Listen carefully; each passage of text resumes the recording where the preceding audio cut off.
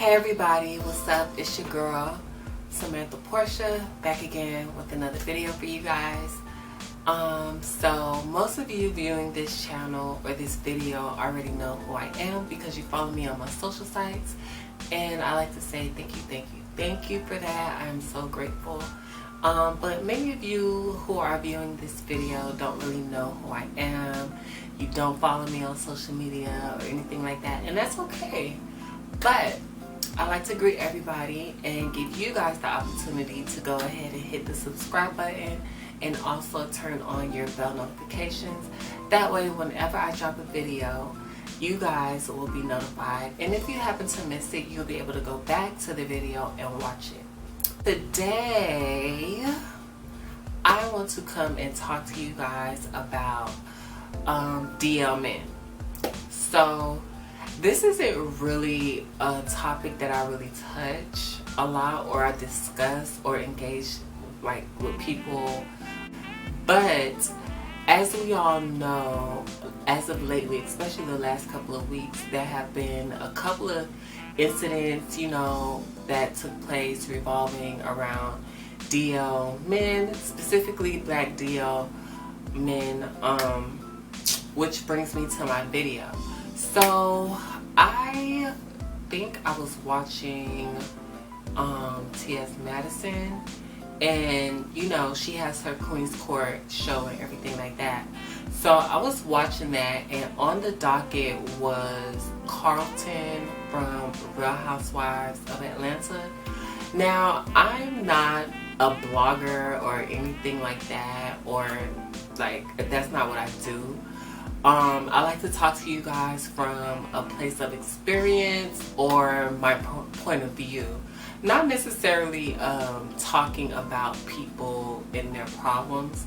However, if something is relevant to the point that I'm making, I am going to bring it up.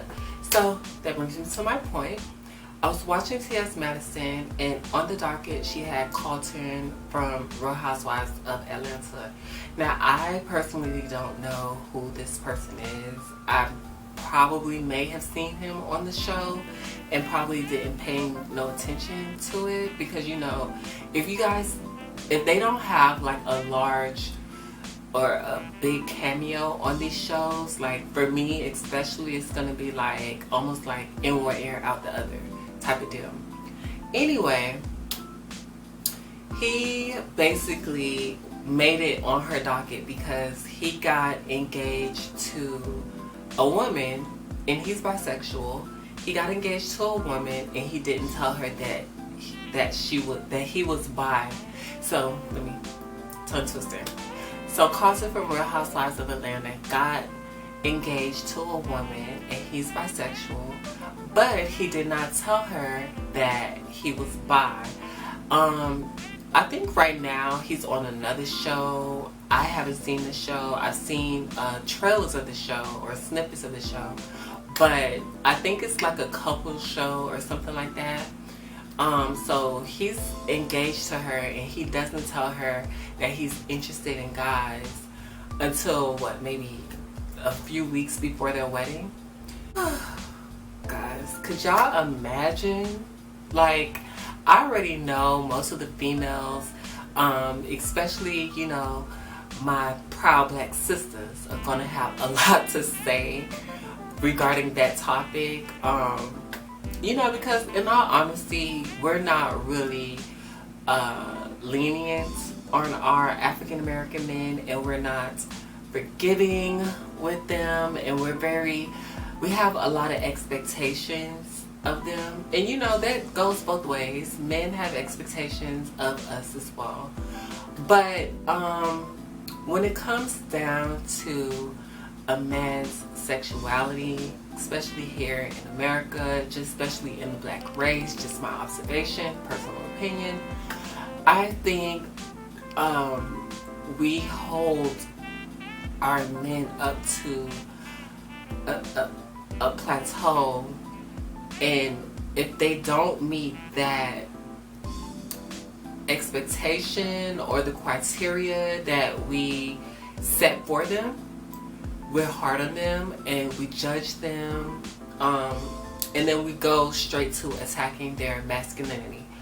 Why? I mean, then again, on the other side, flip side of that, you know, guys, black men really don't make it that much more easier, because your masculinity, and this is just an observation, this is just an opinion, this is not nothing that I am saying like this is in doctrine, like this is just my personal opinion from certain instances that I've seen, heard of, and certain experiences. So I would say black men and their masculinity, egos, or whatever, they don't make it any easier, because it's like it's such a fragile thing to them, as far as masculinity goes and anything like that. It's almost like well, I'm gonna do this to prove how masculine I am, or I'm gonna say this, or I'm gonna act this certain way to prove how masculine I am, or to hide what I secretly like, or what I truly desire, or whatever, like that. So that brings me in full circle to my point, guys. I hate to get off topic, but yeah, so that brings me back in full circle to my topic, because I feel like, and this is just, I'm gonna give you guys an opinion from both perspectives. If black females, or African American females, or minorities, or just females in general, and I only could say black or minorities or whatever, because I'm speaking from my side of the field. But if we were more open to understanding, or I wouldn't even say that, because a lot of people are open, secretly open. But if we were more, I would say open, but if we were more, I don't know, if we were more willing to deal with each other individually as a person, as opposed to the systematic stereotypes that we have in place for male, for female, for, you know, all the labels, or all of those different things like that, because that's where dividing comes in at. That's where segregation, people thinking they're better than the next group, like that's where conflict comes in at.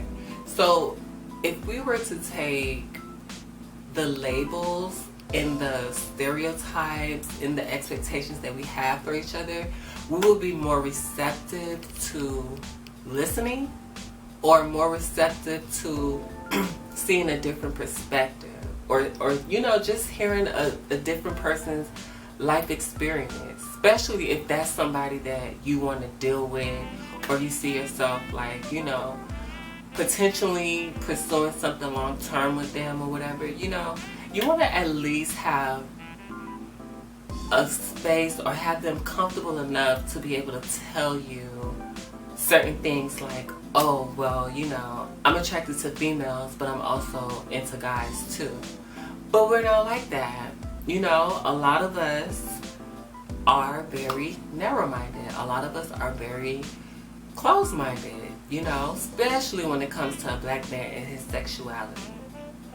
So if we created more of an environment, or more of a relationship with our black men, fathers, sons, brothers, like everybody, like on that side of the fence, if we created more of a safer space for them to express who they are, we won't be getting shocked. There would be no coming out or hiding in the closet. There would be no need for blackmail. There would be no need for exposing. There honestly would be no need for it, because the problem wouldn't exist. Yeah, so to some people it may sound dumb, because, you know, people are very, very headstrong and stuck on the religious way. And I'm not saying it's wrong. I'm not saying anything like that. That's a whole nother video, a whole nother discussion. But it doesn't leave room for understanding. It doesn't leave room for, okay, I may not agree with what you have going on or how you live your life, but I am going to respect you as a person. I'm going to respect you as who you are, who you present yourself to be, or whatever. And a lot of times, people get the fact that, okay, yeah, he's a male, and he may be attracted to guys, or he may be bi, but that does not make him less of a male because he likes other males. He's a male that likes males, so in turn he's gay. That's the label. Or he's a male that likes males and females, so he's bisexual. But that does not make him any less of a man. Girl, he might like the same thing you like, but he's still a man. Like, that's just my perspective on it. Would I personally date a guy that's into other guys, or a guy that's DL or whatever? I'm going to speak from an egotistical space right now, just because, you know, my preference personally is guys who are into female. But that spectrum, what I'm learning even as a trans woman, like that spectrum, sexuality is such a broad spectrum. Like, I'm still fine. I just learned some new stuff today. Like, okay, real quick, and this is a little bit off topic, but I was on Facebook and I was watching a live, and it was a guy, very, very handsome, bodied, all that, you know, and he was talking, and as he was talking, he was like, you know, transphobia amongst the gays and stuff like that. So I'm like, what? Wait, okay, let me hear this. What's going on? So he's talking, he goes into say, oh, you know, butch queens, which is, you know, gay guys or feminine gay guys or whatever, they want to top trans men, but when trans men want to top them, it's a problem, and then, you know, the whole transphobia thing comes into play. So for me, that was a gas moment, because in my mind, I'm like, okay, if a person transitioned automatically, and maybe this is just my narrow-mindedness, or, you know, the expectations or the system, like, that's in play for society roles and stuff like that. Maybe that's just, you know, where I was coming from with this thought process. But I thought, you know, automatically a person who transitions from one gender to the next will want their opposite gender. But that's not always the case. That's not always the case. So I just brought that up to say, you know, as far as sexuality goes, like, it's a very, very broad spectrum. And what I'm really learning and grasping is that sexual preference is different from your identity, your gender role, and stuff like that. That's different, because you could be a trans man or a trans woman and be interested in the same sex, be it trans man, trans person, individual, or be it a female or a male. So, on the other hand, what I would say about Mr. Carlton is, you know, the only thing, aside from it being a tough topic for you to discuss and all of that other stuff, it was selfish because you did not give her the opportunity to choose or to say, okay, I've never really done that or talked to, you know, a person or a guy that's into other guys, and I know what I was raised up on and all that, but because you're you, I may consider entertaining the idea. Or, you know, it's just not for me, you know, I'm looking for this. That's where people, just from my observation, that's where people get upset. That's where people feel like they were tricked and stuff like that. And now they have this whole vendetta. They feel like the LGBT crew is like a whole mafia, and they're so in their feelings and this, that, and the other, da da da da. So, I mean, if you don't give a person that opportunity to actually choose whether or not they want to, you know, pursue something with you, that's selfish. And you're not thinking about the other party, you're selfishly thinking about yourself. And I get it.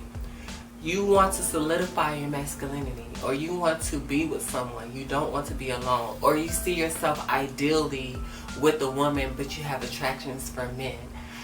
Yeah, a person who's living somewhat of a similar lifestyle, or who's living that lifestyle with you, or you know, someone in the same boat as you, would understand that because they can relate. But a person who does not know anything about it, the only thing that they know of LGBT or whatever is, I have a gay best friend who does my makeup. Oh, I know this gay boy who slays hair, or I know this trans person who gives looks. That's the most of them really know. They don't know in depth or what am I trying to say?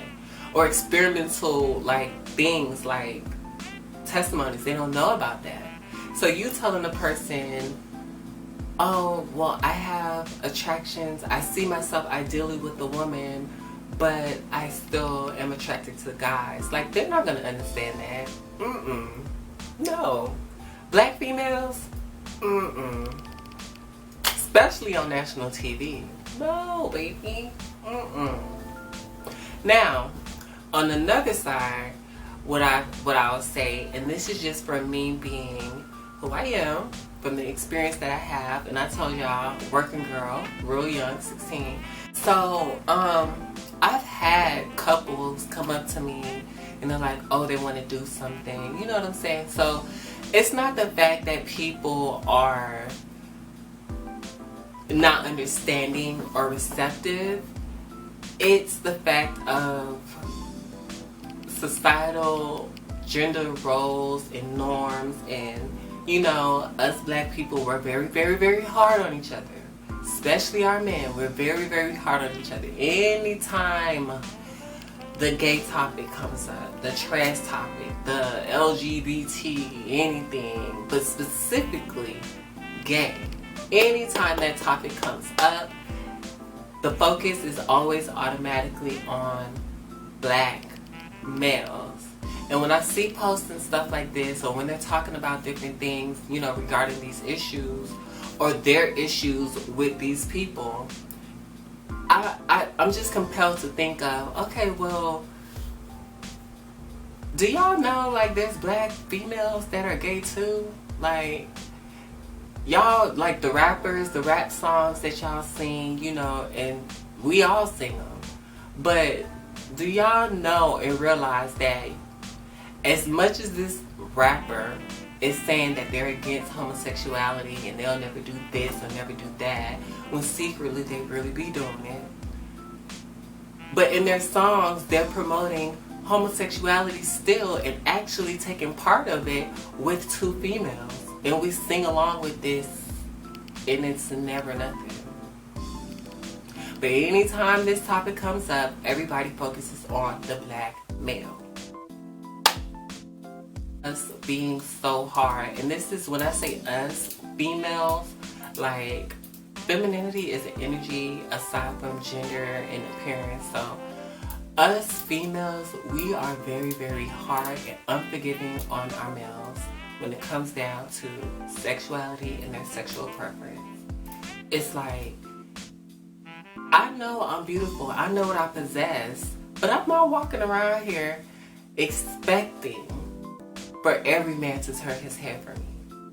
Or even if they do, which they do, I'm not expecting them to turn their head for me in the way that I think. And even if they were, what am I gonna do with all those men anyway? What am I gonna do with them? What am I gonna do? And guess what? I'm content with knowing that there's attractive men out there who are into other guys, and that's fine with me. I still respect you as a man. That does not make you any less of a man. And I know that there's men out there that are attractive but are just not for me. So Sis, just stop being so selfish. You know, be forgiving to our black men. Like, it's okay. Black men, you know, you could be in the closet. Be in the closet, that's fine. But don't drag people in there with you. Like, sort your stuff out first, especially if you're seeking commitment and different things like that. Because if the tables was turned, you know, which they are many of the times, we're not gonna like those results. So, you know, just be more considerate with your DLness. That's all. But guys, thank you for watching this video. That's all I really had to say on the topic. Again, like I said, I'm not a blogger. I don't really know who Carlton is. I seen like little views, like, you know, clips and stuff. But I just thought the topic was very, very interesting. And, you know, even in this video, maybe a few key points were touched, but it's still not long enough of a video for a lot of people to really grasp the concept of understanding and, you know, being forgiving. But guys, just let me know in the comment section what you guys think about, you know, the whole DL thing, especially with this situation. You know, he pretty much got engaged, started a whole relationship with her, and I could understand her feeling of deception and everything like that, only for him to tell her 3 weeks before their wedding, or a few weeks before their wedding, that he's only to tell her a few weeks before their wedding that he's bad. Yeah, but guys, I am Samantha Portia. Thank you guys for viewing this video.